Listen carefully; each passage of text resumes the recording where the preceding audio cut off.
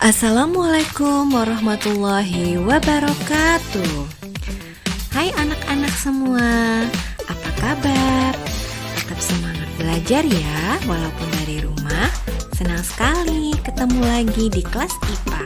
Kali ini kita akan mempelajari materi dengan judul gelombang. Nah, adapun tujuan pembelajaran hari ini adalah menganalisis konsep gelombang dan jenis-jenis gelombang, membedakan gelombang transversal dan longitudinal, dan menjelaskan besaran pada gelombang. Berbicara mengenai gelombang, apa sih gelombang itu? Gelombang adalah getaran yang merambat yang membawa energi selama perambatannya. Gelombang juga ada jenis-jenisnya loh. Berdasarkan medium perambatnya, gelombang terbagi atas dua, yaitu yang pertama, gelombang mekanik adalah gelombang yang membutuhkan medium atau perantara.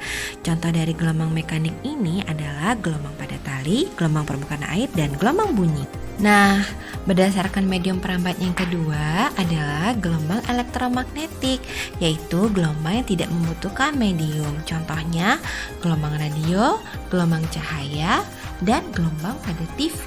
Berdasarkan arah rambatnya, gelombang terbagi atas gelombang transversal dan gelombang longitudinal. Gelombang transversal adalah gelombang yang arah rambatannya tegak lurus terhadap arah getarannya. Contohnya gelombang cahaya, gelombang radio, dan gelombang pada tali. Sedangkan gelombang longitudinal adalah gelombang yang arah getarannya sejajar dengan arah rambatnya. Contohnya pada pegas dan selingki. Selain itu, perbedaan gelombang transversal dan gelombang longitudinal yaitu pada gelombang longitudinal gambar 1.2 hanya terdapat rapatan dan renggangan, di mana rapatan itu tidak ada jaraknya, sedangkan renggangan itu ada jaraknya. Jadi satu panjang gelombang pada gelombang longitudinal terdiri dari satu rapatan dan satu renggangan. Tetapi berbeda pada gelombang transversal. Satu panjang gelombangnya terdiri atas dua bukit atau dua lembah, atau satu bukit dan satu lembah. Nah, berikut ini bagian-bagian dari gelombang transversal. Dikatakan satu bukit apabila dari A ke B atau ke C. Sedangkan B besar atau F itu dikatakan puncak gelombang.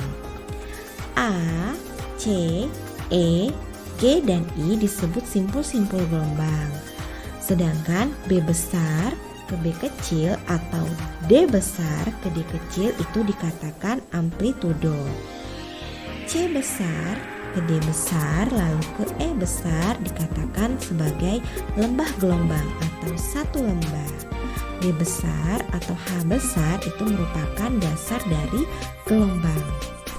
Nah, satu panjang gelombang pada gelombang transversal disebut juga dengan satu lambda. Nah, dikatakan satu lambda atau satu panjang gelombang apabila melewati satu bukit dan satu lembah. Apa saja itu satu bukit dan satu lembah? Yaitu dari A, B, C, D, E. Atau satu panjang gelombang bisa juga dikatakan satu puncak gelombang ke puncak yang lain, yaitu dari B, C, D, E, F. Atau satu panjang gelombang juga bisa berarti satu dasar gelombang ke dasar gelombang yang lain, yaitu dari D, E, F, G, H. Oleh karena itu, rumus cepat rambat gelombang adalah sebagai berikut.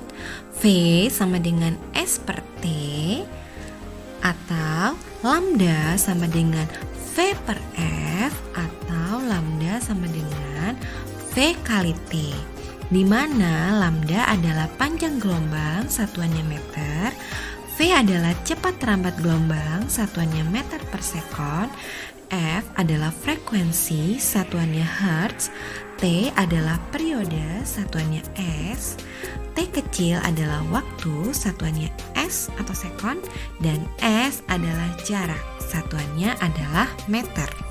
Selanjutnya, contoh soal. Tentukanlah frekuensi dan periode dari sebuah gelombang bunyi jika panjang gelombangnya adalah 20 meter dan cepat rambat bunyinya 400 meter per sekon. Diketahui V atau cepat rambat gelombangnya adalah 400 meter per sekon. Sedangkan panjang gelombangnya atau lambda sama dengan 20 meter. Ditanya frekuensi dan periode. Jawab frekuensi sama dengan V per lambda sama dengan 400 bagi 20 sama dengan 20 Hz. Lalu T sama dengan lambda per V sama dengan 20 per 400 sama dengan 1 per 20 sekon. Latihan soal ya. Periode suatu gelombang 0,02 sekon dengan panjang gelombang 25 meter. Hitunglah cepat rambat gelombangnya.